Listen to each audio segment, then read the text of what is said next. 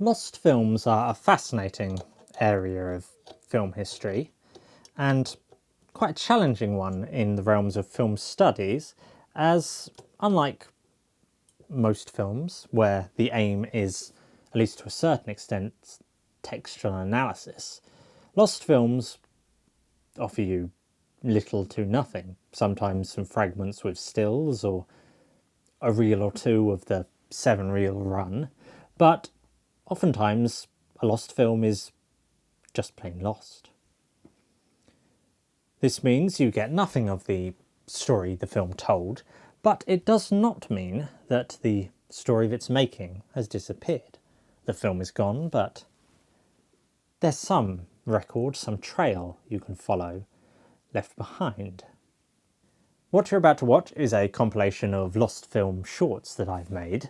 Don't worry if you don't like the vertical aspect ratio, they are in wide format. That's how they were filmed. But I decided on the shorts format for talking about lost films, as it gives a nice contained 3 minutes in which to talk about the story that the lost film told and the story of its making. Each one deserves a little time to be discussed, and some of them could have been talked about for an awful lot longer than I did. There are familiar names amongst this that you will recognise, such as Alfred Hitchcock and Charlie Chaplin, but there are also much more obscure aspects of film history, including possibly one of my favourite discoveries, The Treasure of Tregore, which I only found because I was flicking through and saw an advertisement. I'd never heard of the film before, and I doubt anybody else has heard of it for near enough a century. The period that is covered in this compilation is broadly from the 1910s to the 1920s, the silent era, and I hope amongst these films there is at least one, but hopefully 2 or 3, that will interest you. So let's get to screening these tales of lost films, and afterwards I will come back with a little epilogue to sum up. Enjoy.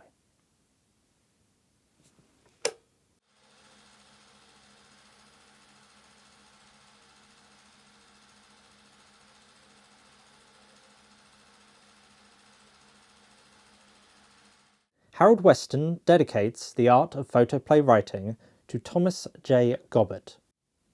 Do you recognise the name? I certainly didn't. So I thought, doing my due diligence, I'd look up who precisely this was. What I discovered was that Thomas Gobbert was a fellow filmmaker of this period, founder of the Precision Film Company, which he co-founded with his brother David, and he had directed around a dozen films in his small studio in Walthamstow. The most famous of his works was perhaps Anarchy in England, 1909, based on the events of the Tottenham outrage of 1909. The Tottenham outrage centred on a dramatic 2-hour police chase of a pair of armed criminals, 2 Jewish Latvian immigrants and zealous socialist agitators who had just stolen the week's wages of their fellow factory workers, which, come to think of it, doesn't seem particularly socialist to me, but perhaps I'm missing something somewhere. The ensuing chase spread a little over 6 miles through the streets of Tottenham in London and across the marsh to Walthamstow, with over 400 bullets being fired by the criminals. It resulted in 23 casualties, 2 being fatal, a police constable and a 10-year-old boy. It concluded with the suicides of both criminals. This occurred on 23rd of January 1909, and its aftermath led to the creation of the King's Police Medal for Bravery, an honour that is still handed out to this day. To have made a film about this event, Anarchy in England, that very same year, well, Gobbert must have had some sense of how to capture the drama within the news of the day and translate it to the screen. But I'm not talking about making a film within the same year, no. Within a month of the event, Gobbert's short, 300-foot film was shot and being advertised. A 300-foot film would roughly be around 5 minutes in duration.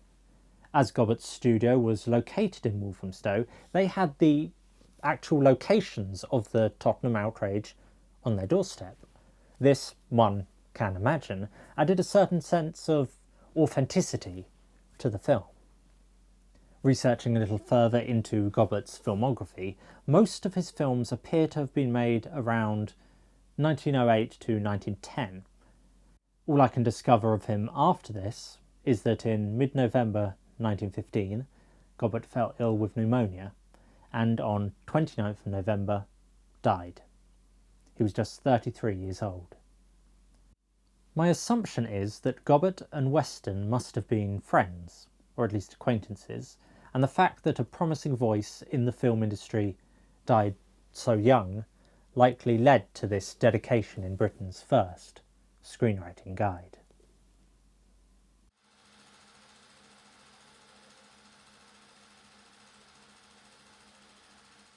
I've had cause to research a lot of lost films, and amongst them all, this is perhaps the most blatantly, deliberately lost. In fact, lost might not even be the right term for it. Incinerated may be more accurate. William Barker was the first British film producer to fully embrace publicity stunts to sell his films. We're in 1911. The famed actor and theatre manager, Sir Herbert Beerbohm Tree, has been performing in a celebrated revival of Shakespeare's Henry VIII in the role of Cardinal Wolsey at His Majesty's Theatre. Shakespeare films were unsurprisingly popular in these early years of British filmmaking, with producers collaborating with theatrical companies to create what could be thought of as not so much film adaptations of the plays, but filmed versions of particular stagings. What Barker was to do, though, was to take it to the extreme, creating the most successful Shakespearean film yet produced. Partnering with His Majesty's Theatre, he filmed just five, scenes from this staging of Henry VIII to create an abridged version of the story. The highlights, if you will. However, convincing the famed Shakespearean actor Sir Beerbohm Tree to make a personal appearance was a little more challenging. You see, the cinema was seen by the upper classes as a rather dubious venue. As such, would it be right for a respectable stage artiste such as Sir Beerbohm Tree, mistresses aside, to appear on screen? Fortunately, though, Barker knew of the time-tested method to convince an actor worried about their reputation, offering a sizable enough paycheck to ease said anxieties. £1,000 to be exact. It was an unheard of amount for a film performance, at least in Britain. This is about £150,000 today, and not only was this monetary amount unheard of, but the amount of time Beerbohm Tree was to work was a mere 5 hours of filming. Barker, though, strategically minded showman that he was, used this £1,000 paycheck and Beerbohm Tree's reputation to publicise his Henry VIII to the fullest. Not only this, but he advertised the film's release as a limited time event, just 6 weeks from late February 1911, after which, in mid-April, Barker personally burned, in full view of the press, all 20 circulating copies. A final note.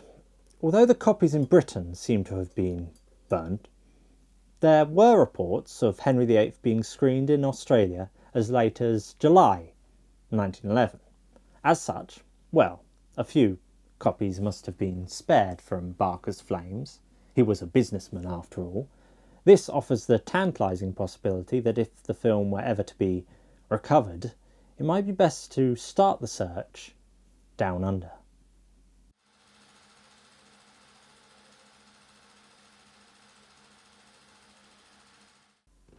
Wanting to go on a global tour of lost films, I decided to make my start in that land of diverse flora and fauna, that vibrant continent of its own, Australia.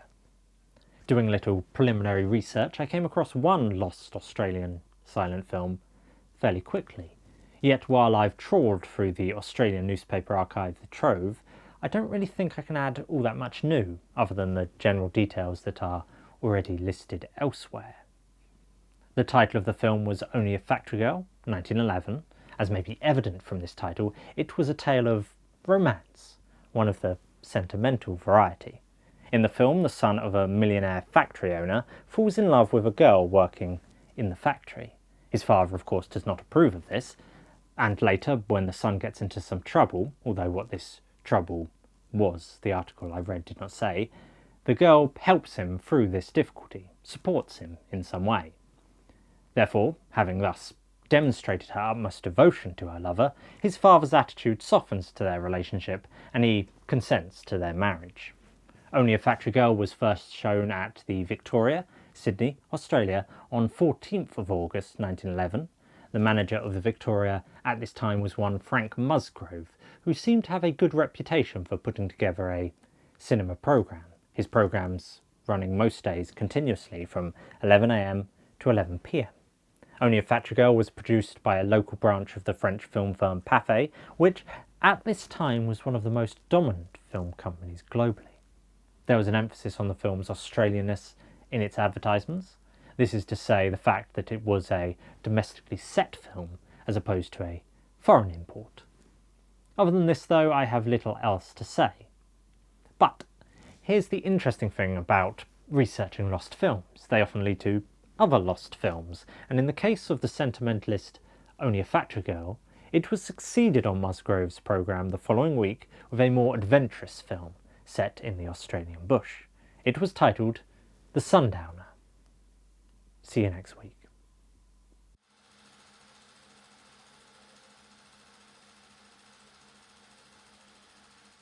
The term sundowner, in a late 19th to early 20th century Australian context, referred to an itinerant worker who arrives at a farm late in the day, thereby getting a meal and board for the night without actually having to do any work. I offer this definition as a way to introduce the lost Australian silent film The Sundowner, 1911. It, as a film, was said to have had both elements of romance and peril. The story opens on a farm out in the Australian bush. Here the farmer's daughter has an admirer, but the farmer himself is rather dubious and demands that this admirer first prove that he can ensure his daughter's comfort. Now, while this overbearing paternal attitude may be frustrating for the daughter, his methods soon prove themselves correct when it is discovered that this admirer is a man lacking in morals. A few years later, the daughter has married a neighbouring squatter. This man may be the sundowner of the title, and in their marital bliss the couple soon have a baby.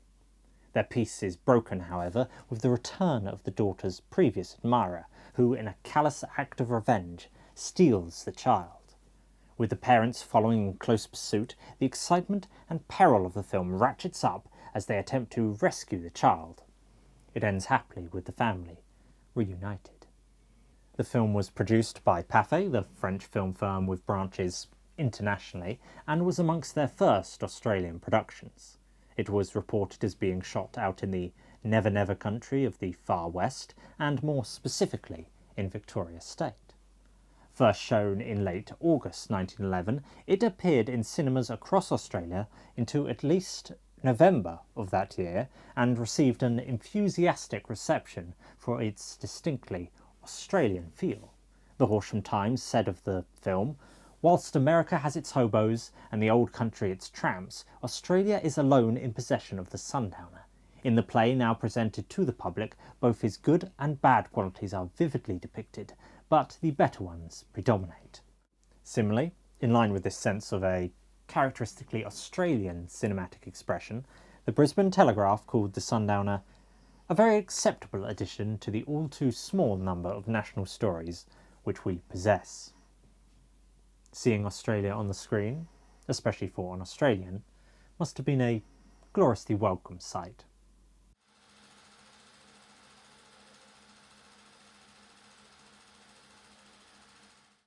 Just before midnight on 14th of April 1912, RMS Titanic struck an iceberg, and in the early hours of 15th of April, sunk beneath the waves.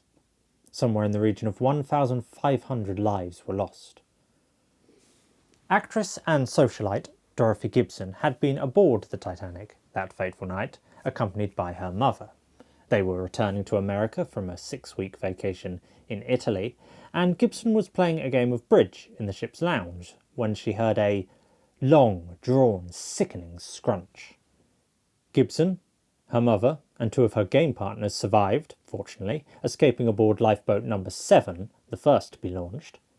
Less than a week later, though, Gibson was back to work at the Eclair Film Company, New Jersey, where she not only starred in a one-reel drama based on the disaster, but wrote it as well.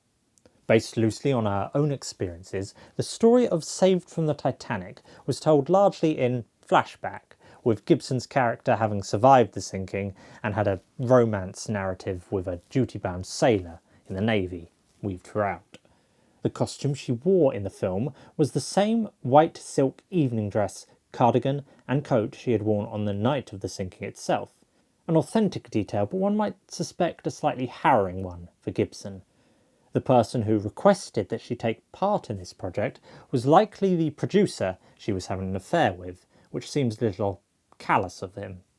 Gibson was reported as having noticeably been suffering from trauma, which is hardly a surprise, and I wonder if it is any coincidence that this was one of her last films.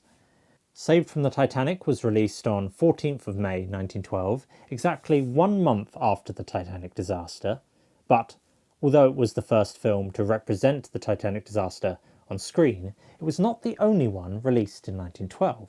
A few months after it, in August, came the German In Nacht und Eis, In Night and Ice, a disaster film following the ship from leaving port until only lifeboats are left floating on the waves. It, unlike Saved from the Titanic, survives, is complete, and can be watched online. Then, a little later, in October, came the French film La Hantise, The Obsession, although this seemed to be more about palm reading than the actual maritime disaster. It only partially survives.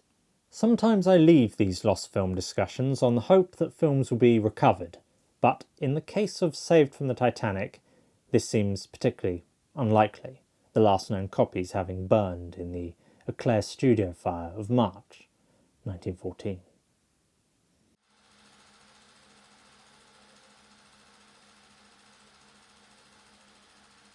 Promotional tines, product placement, blatant advertisement. It'd be a mistake to think that these are anything new to the realms of filmmaking.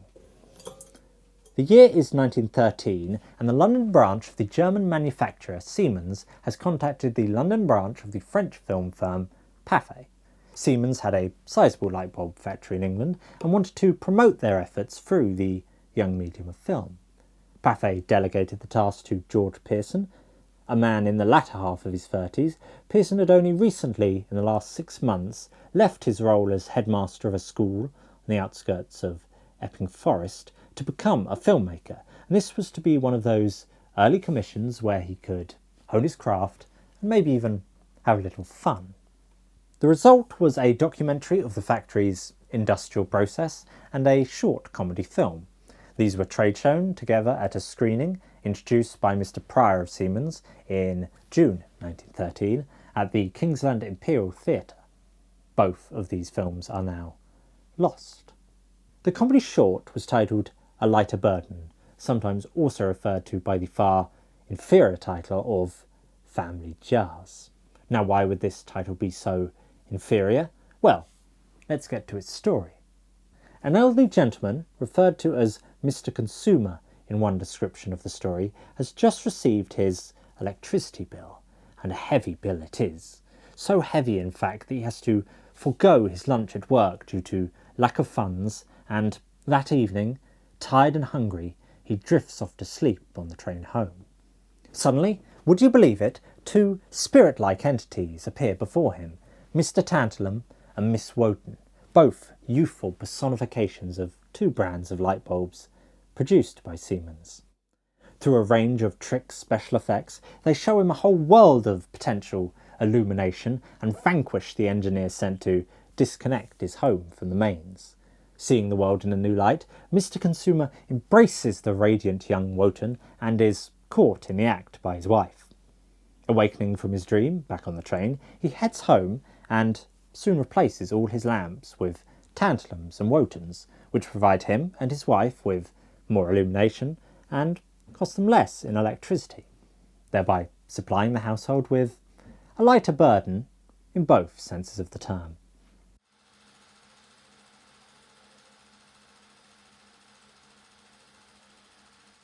We all know that the best solutions arise over a steaming cup of tea. This was the case for film renter George Berthold Samuelson one Sunday in May 1912. He had run into a problem with his Royal Film Agency, you see. He had had too much success and was struggling to find more films to rent. Mulling over this problem over a cup of tea with his brother Julian, Julian asked if he had ever considered making a film of his own. Sipping his tea, inspiration struck. 60 Years a Queen, the life and reign of Victoria the Good. The film was a partnership between Samuelson and the experienced, bombastic producer William Barker and was filmed at Barker's newly constructed studio at Ealing. If the name Ealing rings a bell, then yes, this studio would become Ealing Studios, where many iconic British comedies were made between the 1940s to the 1960s. 60 Years a Queen is therefore a milestone in British cinema history, launching both the filmmaking career of G.B. Samuelson and it was the first film shot at Ealing. Released in 1913, the film's structure, as well as its title, was largely based on Sir Herbert Maxwell's 1897 book, 60 Years a Queen. The film was a faithful, reign-spanning recreation of history, an awe-inspiring record of the Empire, and a majestic educational triumph in British film craft and Victorian nostalgia. Here, in my hand, I have the more than century-old pamphlet of the film, its text serving to both outline the film's narrative and the responses with all the review quotes on the back. Only a 46-second fragment of the film is known to survive in an Italian archive, and comparing this programme with a clip helps us to contextualise the events we see on screen. The Archbishop and Lord Cunningham set out for Kensington Palace, 5 a.m. The early awakening at Kensington Palace. We are come on business of state to the young Queen, and even her sleep must give way to that. The timeless nature of succession was expressed by the reign-spanning narrative of the film, the programme here framing the events with first, "The King is dead, long live the Queen," and ending, after a eulogy by Alfred Lord Tennyson, on the message, "God save the King."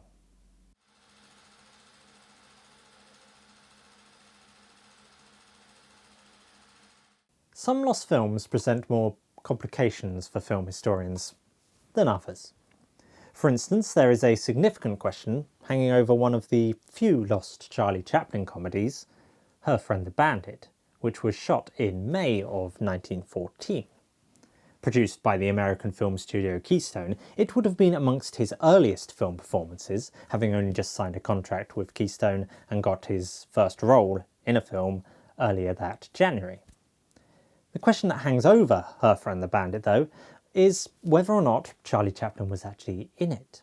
Nowadays it is generally accepted that he played the bandit, not least because he was starring alongside Mabel Normand in a lot of short films at this time, but this is not certain. Many early filmographies of Chaplin, including one that he himself wrote, do not include this film, and I struggled to find any references to him being in it from the time, although I may have just missed them. Let's take a step back. Why might it be so difficult to ascertain whether or not he was actually in it? Well, look at this advertisement from Keystone appearing in the British film trade magazine, The Bioscope, in November 1914. There is a big photograph of Chaplin in the middle, his tramp character already taking form, but Chaplin's name is only mentioned as part of the Mabel's Married Life production at the top, with Her Friend the Bandit seeming to be a supporting short film advertised alongside it. A glance might make you think it is a Chaplin film, but reading the whole page in the context of what a studio is offering to distributors, and seeing Chaplin's name definitively associated with only the film advertised at the top, brings the matter into question. The film, Her Friend the Bandit, also seems to have gone by the alternative titles of Mabel's Flirtation and The Thief Catcher. This fact makes matters even more complicated, as a rediscovered Keystone film titled The Thief Catcher, released the same year and having Chaplin in the role of a police officer, turned up in an antiques fair in Michigan in 2010. We now know for certain that Chaplin was in that Thief Catcher, was in the other. So, what do we have at the end of all this? We know there was a Keystone film from 1914 titled Her Friend the Bandit, and we know that Chaplin was regularly appearing as one of the stable of Keystone performers. Other than this, if we're only relying on certainties, then, well, I suppose all we can really do is hope Her Friend the Bandit is rediscovered, because only then can we know for certain whether or not it was ever, truly, a lost Charlie Chaplin film.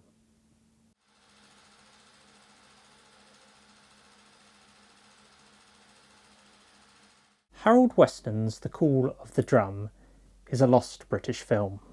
You cannot watch it, but descriptions of it tell us a little about the way filmmakers dramatise the outbreak of the Great War. The film was about two brothers, both employed at the same firm, but of very different moral characters. The elder, Jimmy, is upstanding and honest. The younger, Harry, scheming. You see, Harry has been pilfering money from their employer's petty cash. He knows what he does is wrong and fears getting caught, but that won't stop him.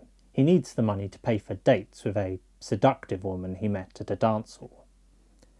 It is here that an opportunity to deflect suspicion away from himself arrives. When war is declared, Jimmy enlists, and while he is away, Harry makes it seem like the money was stolen by the absent sibling. Harry goes too far, though, stealing still more money, and is caught in the act.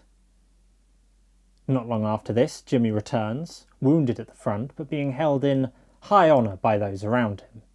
Meanwhile, Harry, seeing how low he himself has sunk, and looking now to his elder brother as an example to follow, decides to join a line of new recruits to redeem himself, to right his wrongs by fighting in France. Released in November 1914, just months after the outbreak of the Great War, The Call of the Drum represents the patriotic sentiments alive at this time, as well as offering the message that enlisting can offer redemption. The full horrors of mechanised warfare had not yet taken shape. The muddy labyrinth of trenches, poison gas wafting over wastelands that were once farms, and endless tangles of barbed wire. This was not something anyone could foresee. To me, this film seems nostalgically naive. It has an almost Victorian sentimentality about it. This is not a criticism. Its seeming sentimentality, when compared with the disillusionment of modern First World War narratives, encapsulates the lasting trauma the Great War has had on the British cultural psyche. A war film with such a redemptive take would not be made today, at least not in the same manner. And yet, there remains something timeless in the story. The Call of the Drum is not solely a piece of patriotic propaganda. It is a drama about two brothers, about duty, about guilt and redemption. I cannot comment on its cinematography.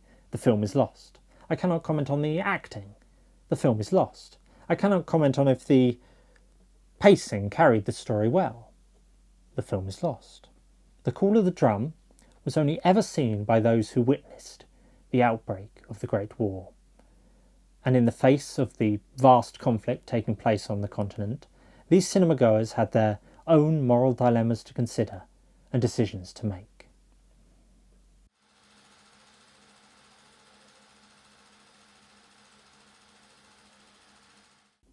We today are used to seeing behind-the-scenes glimpses into the filmmaking process, but this was not always the case. The lost film, A Cinema Girl's Romance, 1915, caused a stir upon its release for doing just this. The director, George Pearson, actually showing, through the production of the film within the film, how certain cinematic illusions were achieved. A Cinema Girl's Romance tells the story of Hazel Wilmot, a young heiress who loses her fortune and is given an ultimatum by her stepmother of either finding work or marrying the wealthy Sir Loftus. Hazel, however, already has someone in her heart, Jack Hardy, but he is away in Canada trying to make his fortune so that they can be together. Therefore, determined to find employment, Hazel auditions at a film studio and becomes a rising star, igniting the jealousy of rival film actress Ruth Rowland. Meanwhile, the rejected Sir Loftus learns that Hazel's inheritance may soon be recovered, and schemes to possess both her and her fortune. Finding a co-conspirator in the jealous Ruth Rowland, Sir Loftus has her, under the guise of friendship, invite Hazel to her apartment one evening.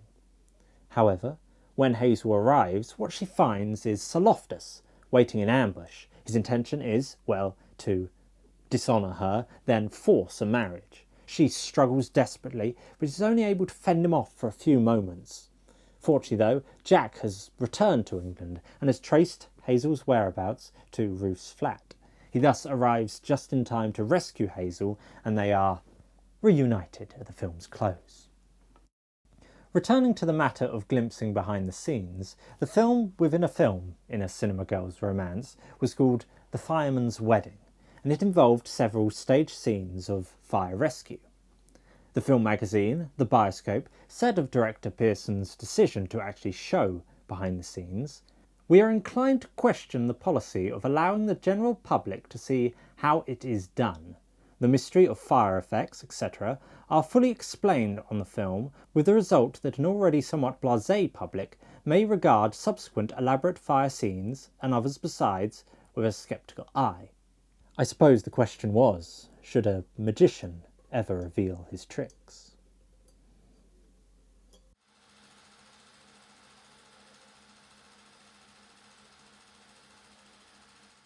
From the very beginning of filmmaking in Britain, with Burke Akers' The Derby, horse racing was a popular subject. The thrill of the racetrack, the British love of all equestrian sports, and the potential for a darker underside of gambling and bet fixing. The lost film, Lost and Won, 1915, was one such tale with a horse race central to its drama. It was a love story and, as you shall hear, a somewhat melodramatic one. Dick Barry trusted his lawyer friend Howard Liston implicitly. As such, after losing most of his money on some stocks, Barry turned to Liston for guidance. Liston's advice was rather unconventional. He owned a horse named Morningstar and urged Barry to bet what money he had on it at the upcoming race, as it was a sure winner. However, when the day of the races arrived, what was at stake was not just money, but love.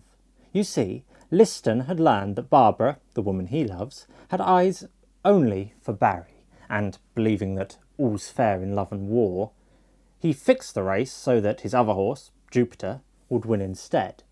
Falling foul of this trick, Barry is made destitute and eventually forced to resort to theft to get medicine for his sickly mother. Arrested for this crime, then imprisoned, he finds upon his release that his mother has died. Meanwhile, Liston has spread word of Barry's disgrace and pestered Barbara into becoming his fiancée. Then, one day, as Barry pitifully shelters in a church, he awakens to the sound of the wedding march. It was the wedding of Barbara and Liston, can you believe? Yet, at the very last moment, the vows are cut short as Barbara refuses to marry Liston. The plot soon wraps up with the stocks that Barry had forgotten about suddenly becoming profitable again, and Barbara and Barry reuniting. Frankly, this ending all seems a little convenient to me, but the racing scenes were praised in reviews at the time. The role of Barbara was played by American actress Florence Turner, otherwise known as the Vitagraph Girl, who had been one of the most popular American actresses between 1907 and 1912, one of the very first true stars, but as opportunities dried up in Hollywood, she came to Britain in 1913 with Lawrence Trimble, who also directed Lost and Won under the banner of Turner Films. The film was written by Henry Edwards, who also played the leading man, this being amongst his earliest leading film roles as he strove to steer British film storytelling away from adapted, action-driven plots to original, nuanced character dramas.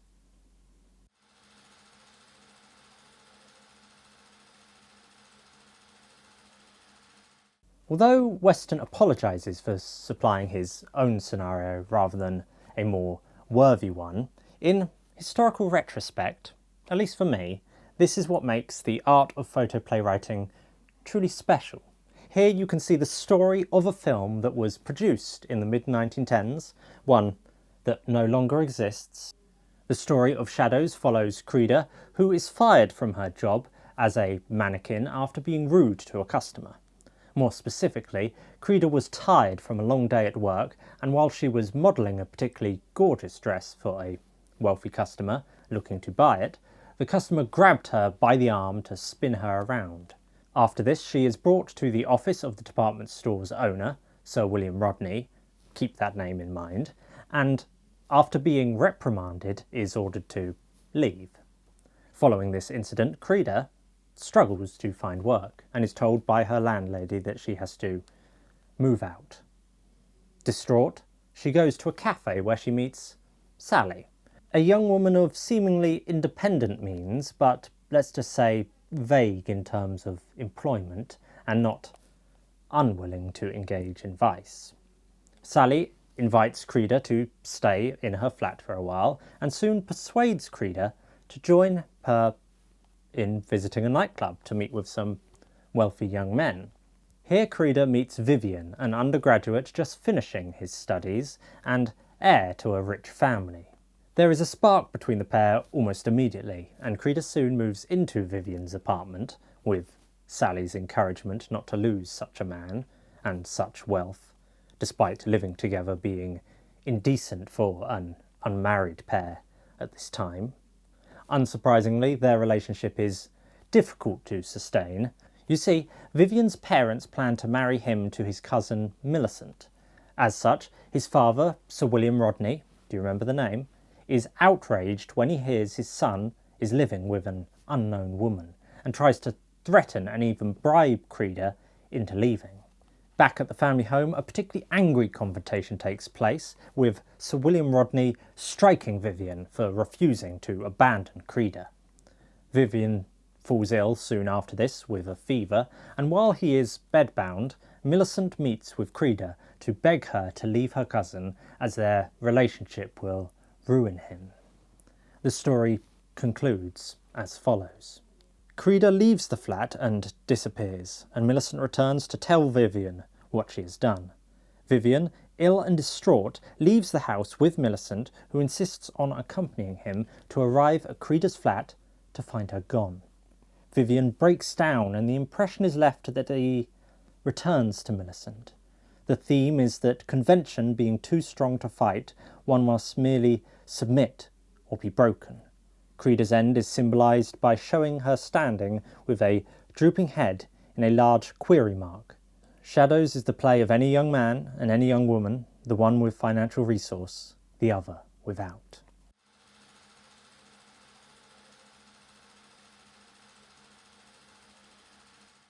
The Green Orchard, 1916, is one of a vast number of lost silent films, and, like so many British films of the 1910s, it was an adaptation. The original novel was written by Andrew Sauter, and his stories were said to have been infused with an understanding of human nature, and their simple emotional setups made them particularly appealing for filmmakers to adapt. The Green Orchard was a love story about Favette, an aspiring author who has recently been disappointed. She had been sending her stories to a magazine editor, but soon discovered that the editor's interest was not in her writing, but in her. Soon after this, she meets a young barrister, Martin, who also thinks that his life is not running a favourable course. In a whirlwind romance, Martin proposes that perhaps 2 failures might make a success, and they quickly make their way to the registrar's office. However, learning of their son's sudden marriage, Martin's well-to-do parents object and eventually succeed in separating the pair. Several years later, both separately achieve professional success, but continue to long for each other. Then, one fateful day, they meet again, maturer, wiser, but still in love, and, at the film's close, they reunite. The Green Orchard was released as part of the Flag series by Broadwest Films. This brand appears to have been Broadwest deliberately framing a series of adaptations under a patriotic banner. It was 1916, in the middle of the Great War, although they would not have known it was the middle, so this patriotic framing makes marketable sense. Although little stands out with this release, it was said to be tasteful and well photographed, I sometimes feel it's worth considering the unspectacular films of a particular era, the ordinary, lost films that cinema-goers may have met. One little remnant of it remains, though. Inside Harold Weston's 1916 screenwriting guide, he notes that it is not uncommon for an exhibitor to show a comedy before a longer film, and therefore you may need to ease your audience from laughter to intrigue with the opening of your drama. To this end, he uses the Green Orchard as an example. The play deals with the story of a man who is ruined by too much affection and a woman who is ruined by too little. The title, The Green Orchard, meaning that love is a green orchard until the sun touches it and mellows it into life. The symbol the adapter chose for the story was a long green orchard with the principal lady sitting in the foreground in the attitude of the Greek conception of grief. Slowly the sun shines down upon the figure, and slowly the character lifts up her arm towards it. Then, when the figure is entirely illuminated, the fade was used. Previous to this, the words, "Imagine love as a green orchard," etc. were thrown upon the screen. At the conclusion of this symbol, the play continued in the ordinary way. The adapter will find this method useful when he has a strong theme with which to work and wish to impress his audience with the spirit of the book. Also, it will assist in making the audience forget the comedy, which has just appeared before the big picture, and gradually get them interested in the story, without commencing with a heart-rending punch, for which the play must suffer for several hundred feet whilst it is being explained.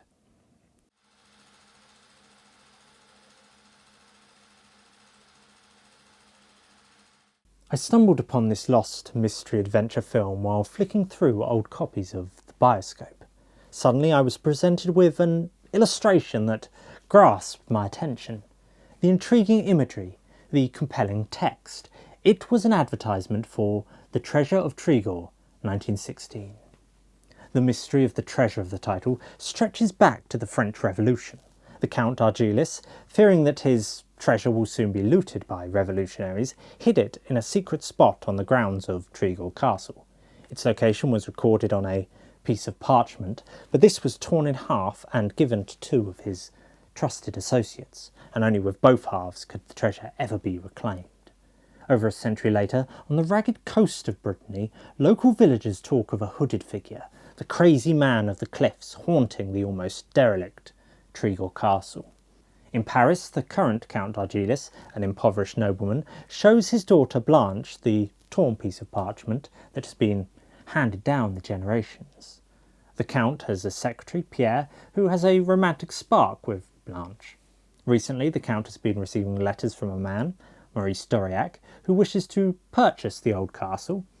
Reading these letters, Pierre suspects that this man might have some knowledge of the treasure, so the three travel to Trigor Castle to meet with this Maurice, and Maurice soon falls for Blanche. A love triangle is now in play. Passions soon flare, Pierre and Maurice quarrelling by a cliff's edge, and both fall into the sea below.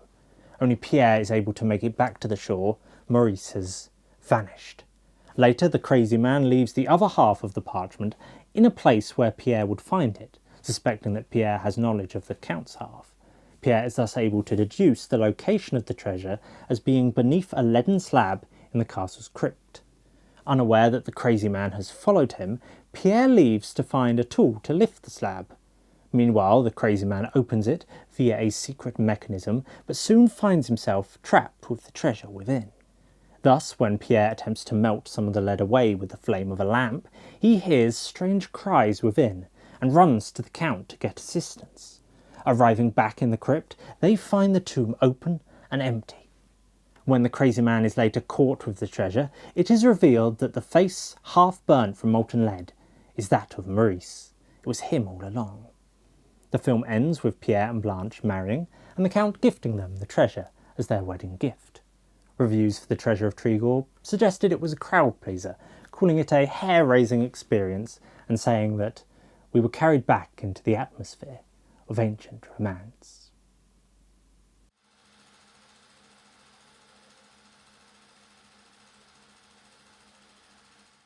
Amongst only a couple of candidates for first feature-length science fiction film, and the first full-screen adaptation of a H.G. Wells novel, the first Men in the Moon, 1919, is lost. H.G. Wells had opened up the possibility of selling the rights to First Men in the Moon back in 1913, but while many British studios showed interest, the cost of bringing this spectacular sci-fi vision to the screen was considered prohibitive. Nonetheless, Alfred Claude Bromhead, over at British Gaumont, at this time looking to expand his studio's production capabilities, decided to purchase the rights at the end of that year. It seems, though, that the Great War postponed its production, and it took until the week following the armistice in 1918 for an official announcement that shooting would commence. First Men in the Moon followed the elderly inventor, Samson Cavor's first trip to the moon with his neighbour Rupert Bedford. They travel in a metal sphere coated with cavorite of Cavor's own invention, which bypasses the usual laws of gravity. On the moon, they come into contact with the Selenites, the moon's inhabitants, and they are captured, but Bedford is eventually able to return to the Earth. Its adaptation is notable as it turned the neighbourly character of Bedford into a villain. In the novel, he returns alone because he believes Cavor dead, but in the film it is because he wants to steal the formula for cavorite for himself. The film also added a romantic subplot, likely to appeal to a broader audience, between the new characters of Cavor's niece and a telegraphist, who was loosely based on a telegraphist's side character in the book. Cavor appears also to have survived comfortably on the moon at the end of the film, whereas in the book it is assumed he has died after his final ominous telegraph message. First trade shown on 29th of May 1919, many praised the film's imagination, but also criticised its crude special effects. Reviews in this regard were very mixed. For instance, the Daily News London praised the sequence where they travel to the moon, with the moon getting more distinct as it gets closer in the ship's window, but the same reviewer also said of the Selenites, "The strange men in the moon are figures of pantomime," and they deplored the obviously painted canvas sets. The First Men in the Moon, 1919, remains on the BFI's most wanted list of lost films, and, I suspect, the most wanted list of any lovers of sci-fi and Wellsian literature.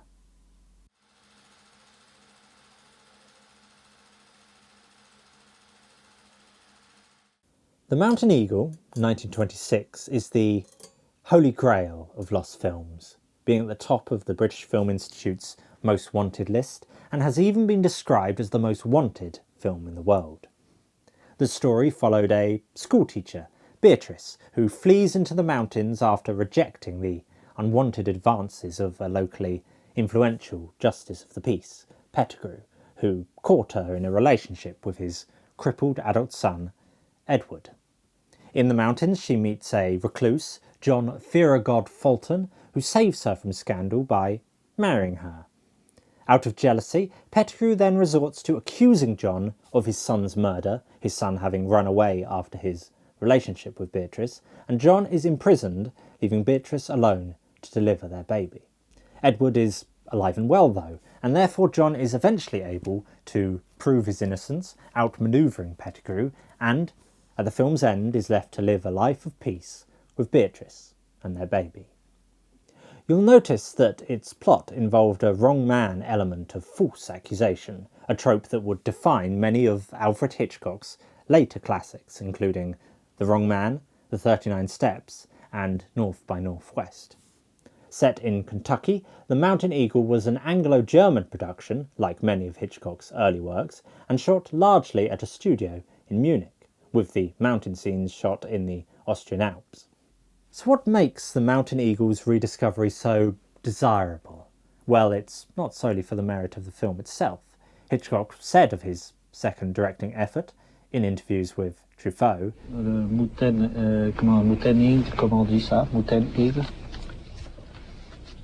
The Mountain Eagle. Right? That was no good. Ça, c'était pas bon. Moins bon. But, as it is the only one of his films still missing, its rediscovery would give the satisfaction of having all Hitchcock's films being accessible. That is not to say the film itself would offer nothing of interest. Even a subpar film from the master of suspense would be a worthwhile watch, and from surviving stills it does look visually intriguing. But we should be clear on our primary motivation, a completionist desire for the entirety of Hitchcock's filmography. For now, though, I suppose the search for the mountain eagle is keeping us all in, well, suspense.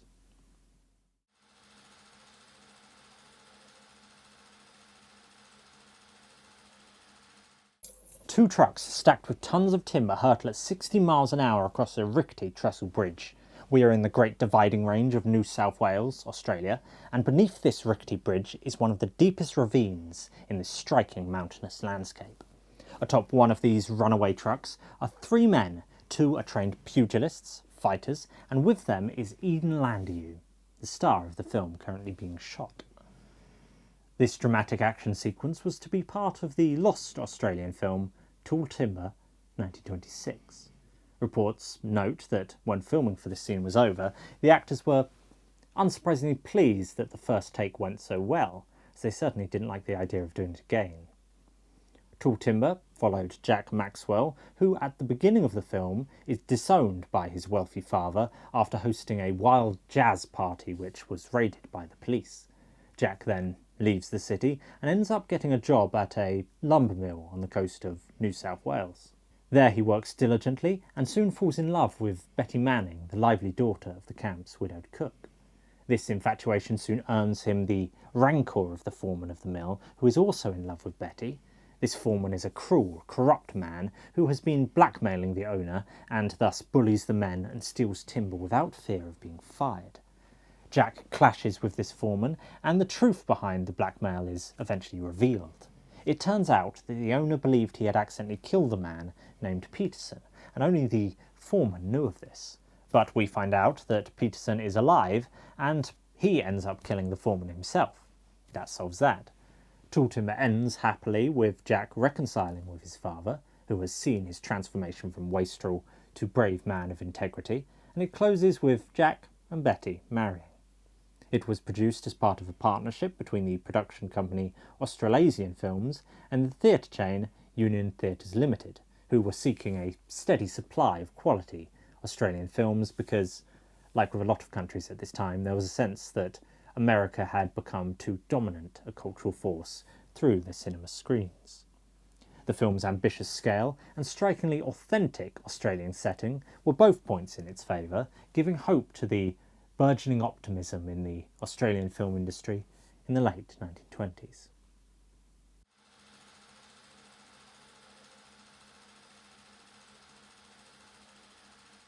When I mention the film title, Gentlemen Prefer Blondes, it's likely that the image that pops into your head is that of Marilyn Monroe in the vibrant 1953 Technicolor musical comedy, possibly with her singing about how diamonds are a girl's best friend. Yet before that 1950s musical version, there was a much earlier, and now lost, silent adaptation of the same source material. Gentlemen Prefer Blondes 1928 was based on the novella and Broadway play written by Anita Loos. Loos was said to have been inspired by an incident on a train where she, a brunette, was struggling unaided to get her heavy luggage into an overhead compartment, while nearby a blonde dropped a book and was quickly assisted by one of the many gentlemen in the carriage. The story of Gentlemen Prefer Blondes follows self-confessed gold digger Lorelei Lee, an extravagant blonde who is seeking a wealthy man to marry. This 1928 film version added a bit of backstory that her grandfather was a gold-obsessed prospector, so implies this desire for wealth was hereditary. Anyway, Lorelei has a brunette friend, Dorothy Shaw, and in pursuit of one of the richest men in the world, Henry Spofford, they get passage on a cruise liner to Paris as they know he is travelling aboard. Comic antics ensue. Gentlemen Prefer Blondes was shot at Paramount's Astoria Studios in New York, and it wrapped in mid-October 1927, with its initial previews coming just a month later. Reviews were mixed, agreeing that it was broadly entertaining, but it was felt something from the source material, some spark was missing. The reviewer for Motion Picture News, for instance, wrote, "Wisecracks are there, the story is adapted faithfully enough, but somewhere something is lacking." It would be interesting if this silent version of Gentlemen Prefer Blondes is ever rediscovered, to see how it compares with the 1953 musical. Not in a qualitative sense, but rather to see how 25 years changed Hollywood's approach to such a story. How the flapper of the 1920s and the showgirl of the 1950s were represented on screen.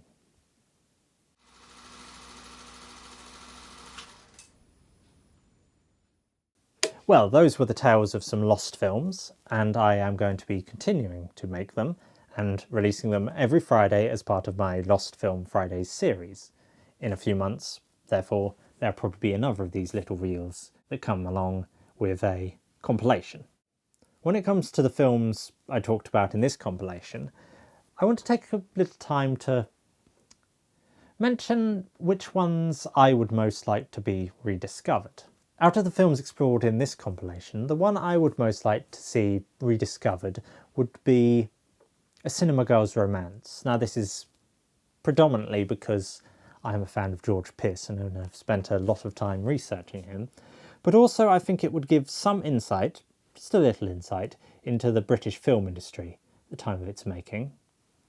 Other than this, if I only had 5 to pick from to be rediscovered, I would do Cinema Girl's Romance, then I suppose I have to do The Mountain Eagle, don't I? Alfred Hitchcock, finish his oeuvre, his filmography, all the films he's directed could then be watched together and you could truly see his full journey as a director. So The Mountain Eagle, I think any lover of film history can, just for completionist's sake, would like to see that one found.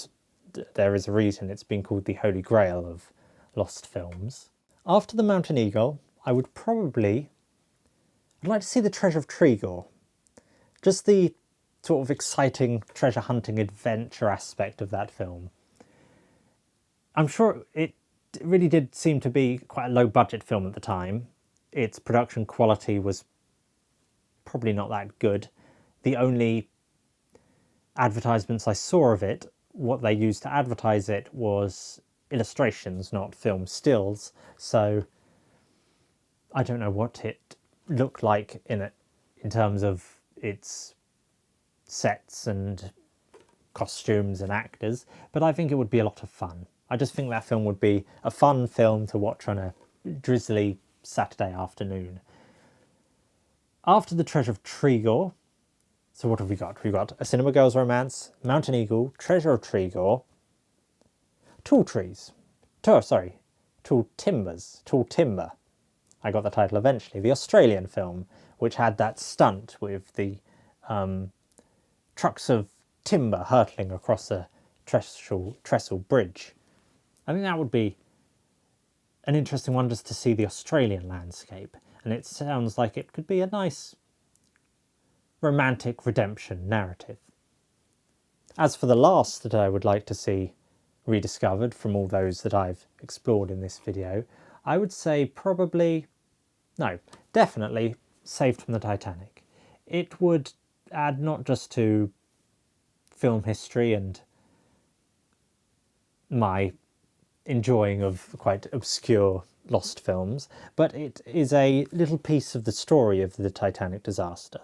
The fact that a survivor starred in a film, a up-and-coming medium of expression and art at this time in 1912, the fact that a survivor only scarcely a week later was acting in the very clothes she wore that night to retell the story of the Titanic disaster, I think it would be quite poignant. Now, I imagine it also suffers from the fact that it was made so quickly, and if I remember rightly, one of the stills is Dorothy Gibson pointing at a map, so I'm not sure how dramatic the film would actually be, how much of the sinking of a ship you see on screen. But it would add to the story of the Titanic, as I said. It would give you a little glimpse into the fervour of interest that came following the Titanic disaster. So yes, Saved from the Titanic. So the 5 films I would like to see rediscovered, if I could, out of all those explored in this video would be Cinema Girls Romance, The Mountain Eagle, The Treasure of Tregor, Tall Timber, and Saved from the Titanic. Out of all the lost films explored in this video, which 5 would you like to see rediscovered? Do you agree with me? Do you disagree? Are there some you would swap out? Please do feel free to discuss this in the comments. I'd really like to see. And also, if you have any lost films that you know of that you would like me to explore in a lost film short, please mention that as well. If you enjoy exploring obscure aspects of history, whether that be film history, literary history, or history in general, then please do consider subscribing to Phantasoscope. I really would appreciate it. And, well, I hope you will join me again for more lost film shorts and more, well, whatever it is, wherever my curiosity takes me.